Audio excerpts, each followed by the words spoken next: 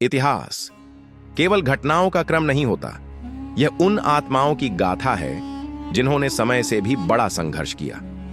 महाभारत एक ऐसा युद्ध जहां धर्म और अधर्म की रेखाएं धुंधली थीं, जहां हर योद्धा अपने भीतर भी युद्ध लड़ रहा था, सत्य और रिश्तों के बीच, कर्तव्य और भावना के बीच। लेकिन जब हम पूछते हैं महाभारत का सबसे बड़ा योद्धा कौन था, तो उत्तर सरल नहीं होता।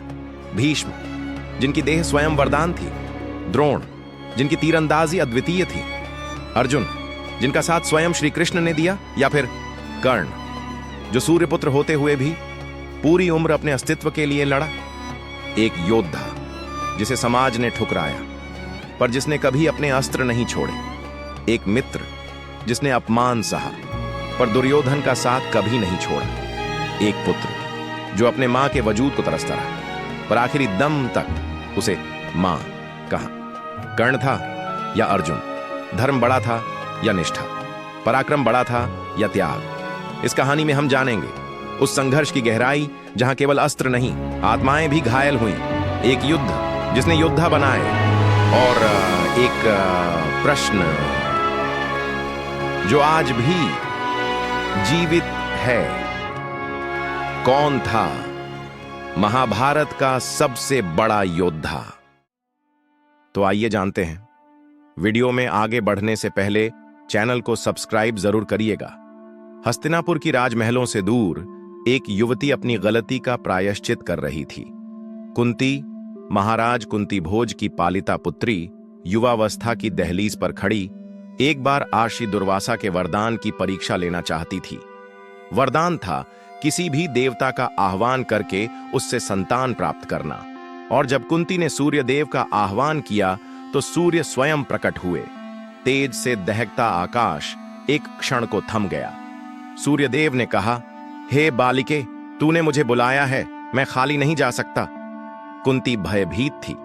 वह केवल वरदान की परीक्षा लेना चाहती थी, पर नियति को कुछ और ही मंजूर था। 9 मास बाद उसने एक तेजस्वी बालक को जन्म दिया। उसकी त्वचा सूर्य के समान दमक रही थी, पर कुंती अव्वल थी, अविवाहित थी, और समाज के डर से उसने बालक को एक छोटे से ताबूत में रखकर गंगा की गोद में छोड़ दिया। वह बालक था कर्ण, जिसने जन्म से ही त्याग, पीड़ा और तिरस्कार को ओढ़ लिया। गंगा की धार में बहता हुआ वह ताबूत अंगदेश की सीमा पर आकर एक सारथी अधिरथ को मिला। उसकी पत्नी राधा वर्षों से संतान की इच्छा रखती थी। ईश्वर ने उनकी झोली भर दी। कर्ण को पालने वाले माता पिता उसे प्यार से राधेय कहकर बुलाते थे। वह शीलवान, विनम्र और वीरता की चिंगारी से भरा बालक था। किंतु जब जब वह अपने मन की बात कहता, मैं एक योद्धा बनना चाहता हूं, समाज उसका उपहास करता। सारथी का बेटा और युद्ध विद्या, लोग हंसते थे। पर कर्ण ने कभी हार नहीं मानी। उसके मन में एक जलन थी, एक स्वप्न था, अर्जुन से श्रेष्ठ धनुर्धर बनने का स्वप्न। दूसरी ओर हस्तिनापुर के राजमहल में 5 पांडव बड़े हो रहे थे। सबसे प्रतिभावान, शांत और संयमी था अर्जुन। वह राजकुमार था, द्रोणाचार्य जैसे महान आचार्य से शिक्षा पा रहा था। द्रोणाचार्य ने एक दिन सभी शिष्यों से पूछा, इस वृक्ष की डाली पर बैठी चिड़िया के आंख को देखो और बाण चलाओ, क्या देख रहे हो? सभी ने कहा, वृक्ष, डाली, पत्ते और चिड़िया। पर अर्जुन ने कहा, मैं केवल चिड़िया की आंख देख रहा हूं। यही था अर्जुन का फोकस। द्रोणाचार्य ने अर्जुन को अपना सर्वश्रेष्ठ शिष्य माना और एक दिन घोषणा की, इस पृथ्वी पर अर्जुन जैसा धनुर्धर कोई नहीं है। यह बात एक बालक के मन में आग लगा गई, कर्ण के मन में। द्रोणाचार्य ब्राह्मणों और राजकुमारों को ही शिक्षा देते थे। एक सारथी पुत्र के लिए उनके द्वार बंद थे। लेकिन कर्ण को किसी भी हाल में सर्वोत्तम योद्धा बनना था। वह गया महर्षि परशुराम के पास, जो क्षत्रियों से घृणा करते थे। कर्ण ने स्वयं को ब्राह्मण कहकर परशुराम से दीक्षा ली। दिन रात अभ्यास कर वह दिव्यास्त्रों में पारंगत हो गया। यहां तक कि स्वयं परशुराम ने एक दिन कहा, यदि कोई मेरे समकक्ष योद्धा है तो वह तू है, वत्स। लेकिन नियति को यह छल स्वीकार नहीं था। एक दिन जब परशुराम थके हुए थे, कर्ण ने उन्हें अपनी जांघ पर सिर रखकर विश्राम करने दिया। तभी एक विषधर बिच्छू कर्ण की जांघ में आ बैठा और डंक मारता रहा। पीड़ा से कराहते हुए भी कर्ण ने परशुराम को नहीं जगाया। परशुराम ने जब आंखें खोलीं और देखा कि कर्ण की जांघ से रक्त बह रहा है, तो समझ गए कि यह कोई ब्राह्मण नहीं हो सकता। तू क्षत्रिय है, तूने मुझे धोखा दिया। क्रोधित होकर उन्होंने कर्ण को शाप दिया, जब तुझे सबसे अधिक अपने ज्ञान की आवश्यकता होगी, तभी तू अपने दिव्यास्त्र भूल जाएगा। यह शाप एक दिन कर्ण के जीवन का निर्णायक बन गया।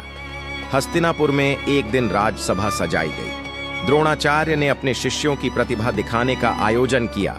अर्जुन ने जब असाधारण युद्ध कौशल दिखाया तो सभा में वाह वाही गूंज उठी। तभी वहां कर्ण आया, सादा वेश पर आंखों में आत्मविश्वास की ज्वाला। उसने अर्जुन को खुली चुनौती दी। मैं अर्जुन से श्रेष्ठ धनुर्धर हूं, मुझे भी अवसर दिया जाए। सभा स्तब्ध थी। भीष्म, धृतराष्ट्र, द्रोण सभी मौन थे। तुम कौन हो? द्रोण ने पूछा। मैं कर्ण हूं, अधिरथ का पुत्र। द्रोण और कृष्णा द्वैपायन ने एक दूसरे को देखा। द्रोण ने कहा, यह सभा केवल क्षत्रियों की है। एक सारथी पुत्र यहां खड़ा होकर अर्जुन को चुनौती नहीं दे सकता। सभा में ठहाका गूंजा। कर्ण का मुख शर्म से झुक गया। लेकिन तभी दुर्योधन उठा। यदि यह योद्धा क्षत्रिय नहीं है तो मैं इसे अंग देश का राजा नियुक्त करता हूं।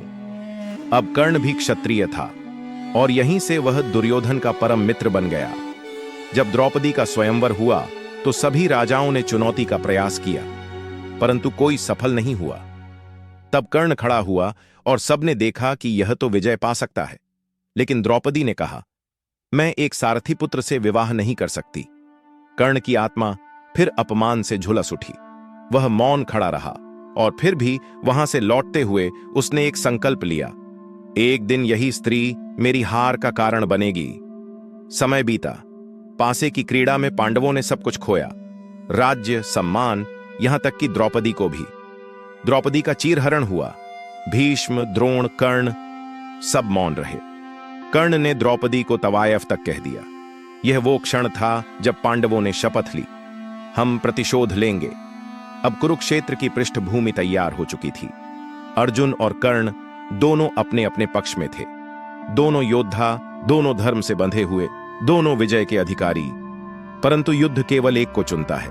कुरुक्षेत्र की रणभूमि सज चुकी थी। दोनों ओर महासेनाएं खड़ी थीं, ध्वजाएं लहरा रही थीं, युद्ध घोष गूंज रहा था।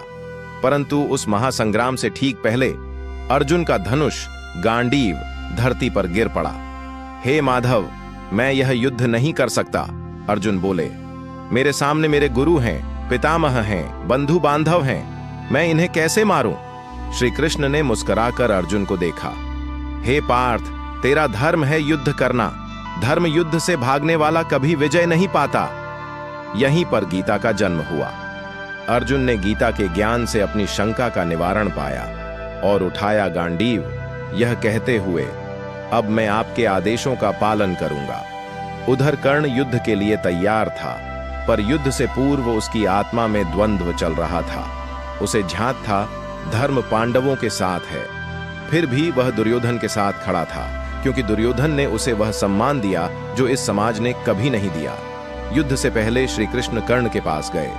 कर्ण, तू पांडवों का बड़ा भाई है, कुंती का पुत्र, आजा अपने भाइयों के पास। यश, राज्य, कीर्ति सब तुझे मिलेगा। कर्ण मौन था। उसका हृदय कांप उठा।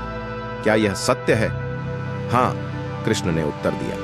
कर्ण ने कुछ क्षण आंखें मूंदी, फिर कहा, यदि मैं चाहता तो यह युद्ध कभी होता ही नहीं, पर मेरे हृदय पर दुर्योधन का रण है।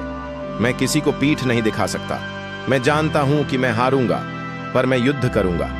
कर्ण के पास जन्म से मिले थे कवच और कुंडल, वे उसे अमर बनाते थे। देवताओं को भय था कि यदि कर्ण ने इन्हें धारण किए रखा तो पांडव कभी विजयी नहीं होंगे। इंद्रदेव, अर्जुन के पिता, एक ब्राह्मण के वेश में कर्ण के पास आए। हे वत्स, मुझे अपना कवच और कुंडल दान दो। कर्ण ने मुस्कुराकर उत्तर दिया, भिक्षा मांगने वाले को खाली हाथ नहीं लौटाया जाता। उसने बिना विचारे अपने शरीर से कवच कुंडल काट कर दे दिए। रक्त बहता रहा, पर कर्ण मुस्कुराता रहा। देवताओं ने देखा, यह केवल योद्धा नहीं, दानवीर भी है। एक रात्रि कुंती कर्ण के पास पहुंची। हे पुत्र, मैं ही तेरी जननी हूं। तू मेरा प्रथम पुत्र है। तू 5 पांडवों का बड़ा भाई है। कर्ण ने सिर झुका लिया। मां, आपने मुझे जन्म दिया, पर समाज में फेंक दिया। अब जब युद्ध सामने है, आप मुझे पहचान रही हैं? कुंती ने रोते हुए कहा। मैं नहीं चाहती कि मेरे 5 पुत्र इस युद्ध में मरें। कर्ण ने कहा, मां, मैं वचन देता हूं, तेरे 5 पुत्र जीवित रहेंगे। या तो अर्जुन मरेगा या मैं। 5वां पुत्र बचा रहेगा, लेकिन मैं अर्जुन से युद्ध करूंगा, क्योंकि यह मेरा धर्म है। कर्ण की निष्ठा केवल मित्रता में नहीं थी, वह सत्य के प्रति भी प्रतिबद्ध था। युद्ध से एक रात पूर्व वह नदी किनारे अपने रथ का निरीक्षण कर रहा था। तभी एक वृद्ध ब्राह्मण आया। मुझे गायें चाहिए, धन चाहिए, पुत्र का विवाह है। कर्ण थका था, पर उसने हाथ जोड़े। आइए, जो मेरा है वह आपका है। यह था कर्ण, जो शत्रु को भी दान देता था, जो सत्य को भी धर्म मानता था, जो रणभूमि में शाप के साथ भी वीरता का परिचय देता था। कुरुक्षेत्र के 10वें दिन भीष्म शरशैया पर लेट गए। 11वें दिन द्रोणाचार्य वीरगति को प्राप्त हुए। अब कौरवों की सेना में केवल एक सूर्य था, कर्ण। दुर्योधन ने कर्ण को सेनापति घोषित किया। सभी जानते थे, जब अर्जुन और कर्ण आमने सामने आएंगे, तब निर्णायक क्षण आएगा। एक पक्ष का सूर्य अस्त होगा। युद्ध से ठीक पहले अर्जुन एकांत में बैठा था। उसके मन में द्वंद्व था। कर्ण मेरा भाई है, मैं उसका रक्त कैसे बहाऊं? कृष्ण ने कहा, पार्थ, यह युद्ध धर्म का है। धर्म कभी संबंधों की परवाह नहीं करता। कर्ण महान है, पर आज तुम्हें श्रेष्ठता सिद्ध करनी है। उधर कर्ण भी चुपचाप रथ पर बैठा था। उसके रथ की ध्वजा पर सूर्यदेव का चिन्ह चमक रहा था। उसने अपनी अंतिम प्रार्थना की, हे सूर्य पिता, मुझे अर्जुन से श्रेष्ठ बनाओ। या तो मैं विजयी होऊं या मृत्यु को गले लगाऊं, लेकिन पीछे नहीं हटूंगा। 17वें दिन का सूरज अपनी लाली बिखेर चुका था। कुरुक्षेत्र का मैदान लहूलुहान था। एक ओर पांडव, दूसरी ओर कौरव, दोनों थक चुके थे, पर 2 योद्धाओं की आंखों में अब भी अग्नि जल रही थी। अर्जुन और कर्ण, दोनों महारथी, दोनों बाणों के देवता, दोनों धर्म और कर्तव्य के अलग अलग प्रतीक। शंखनाद हुआ। गांडीव और विजय धनुष टकराने को तैयार थे। श्री कृष्ण ने अर्जुन से कहा, पार्थ, आज केवल एक ही बचेगा, या तू या कर्ण। तेरा धर्म तुझसे न्याय मांग रहा है। कर्ण ने पहले आघात किया। उसका नागास्त्र सीधा अर्जुन की छाती की ओर बढ़ा। श्री कृष्ण ने रथ का पहिया थोड़ा झुका दिया और वह बाण अर्जुन के मस्तक को छूता हुआ निकल गया। अर्जुन ने प्रत्युत्तर में अंजनास्त्र, वायवास्त्र और वरुणास्त्र चलाए। दोनों पक्षों की सेनाएं सहम कर हट गईं। कर्ण ने रुद्रास्त्र चलाया। अर्जुन ने ब्रह्मास्त्र को साधा। पूरा आकाश युद्ध भूमि में बदल गया। वृक्ष उखड़ने लगे, नदी की धाराएं उलटी बहने लगीं। परंतु कर्ण का मन अस्थिर था। उसके रथ का पहिया एक बार फिर धरती में धंस गया। कर्ण ने अर्जुन की ओर देखा। हे पार्थ, कुछ क्षण रुक जा। मेरा रथ का पहिया कीचड़ में धंस गया है। धर्म के अनुसार शत्रु को इस स्थिति में मारना अनुचित है। अर्जुन रुकना चाहता था, पर श्री कृष्ण बोले, जब द्रौपदी का चीर हरण हो रहा था, जब भीष्म और द्रोण को छल से मारा गया, तब धर्म कहां था? अब तुम धर्म की दुहाई देते हो। कर्ण ने रथ से उतरकर पहिए को बाहर निकालने का प्रयास किया, पर तभी वह अपने शाप को याद कर बैठा। जब सबसे अधिक आवश्यकता होगी, मैं अपने दिव्यास्त्र भूल जाऊंगा। वही हो रहा था। कृष्ण ने अर्जुन को संकेत किया, अब यही समय है। अर्जुन ने गांडीव उठाया, एक बाण साधा और उसे सीधे कर्ण की छाती में उतार दिया। कर्ण का शरीर एक क्षण को कांपा। उसने आकाश की ओर देखा। हे सूर्यदेव, मैं हार गया, पर मैंने कभी युद्ध से पीठ नहीं फेरी। उसकी आत्मा उठी और सूर्य की ओर चली गई। सूर्य अस्त हो गया। कर्ण के देहांत के बाद श्री कृष्ण ने युधिष्ठिर से कहा, कर्ण तुम्हारा बड़ा भाई था। अब यह रहस्य पांडवों के लिए प्रकट करना चाहिए। कुंती ने विलाप किया, मैंने अपने सबसे गुणवान पुत्र को खो दिया। मैंने उसे जन्म दिया, पर मां नहीं बन सकी। युधिष्ठिर ने क्रोध में शपथ ली, अब मैं कभी किसी स्त्री को यह नहीं कहूंगा कि वह झूठ न बोले, क्योंकि मेरी मां ने सबसे बड़ा सत्य मुझसे छिपाया। युद्ध समाप्त हुआ, कौरव पक्ष पराजित हुआ, परंतु विजय की खुशी कहीं फीकी थी। श्री कृष्ण ने अर्जुन से कहा, तू विजयी हुआ, पर तुझे झांत है, तेरा सबसे कठिन युद्ध उस योद्धा से था जिसके पास जन्म से कुछ नहीं था, पर जिसने सब कुछ अर्जित किया अपने परिश्रम से। अर्जुन मौन रहा। उसने गांडीव को धरती पर रखा और मन ही मन कहा, कर्ण, तू न केवल मेरा प्रतिद्वंद्वी था, बल्कि तू वह अग्नि था जिसने मुझे तपाया। हो सकता है इतिहास मुझे विजेता कहे, पर मैं जानता हूं महाभारत का सबसे बड़ा योद्धा तू था। कर्ण और अर्जुन दोनों महान थे, परंतु कर्ण का संघर्ष, उसका त्याग और उसका अकेलापन उसे इतिहास में विशेष बनाता है। कर्ण हार गया, पर क्या वह पराजित हुआ? अर्जुन जीत गया, पर क्या वह सबसे महान था? महाभारत का यह प्रश्न आज भी जीवित है। पराजय और विजय से परे कौन था सच्चा योद्धा? अगर आपकी आत्मा ने इस कहानी को महसूस किया हो तो नीचे कमेंट में हमें जरूर बताएं। आपके अनुसार कौन था महाभारत का सबसे महान योद्धा, अर्जुन या कर्ण, और क्यों?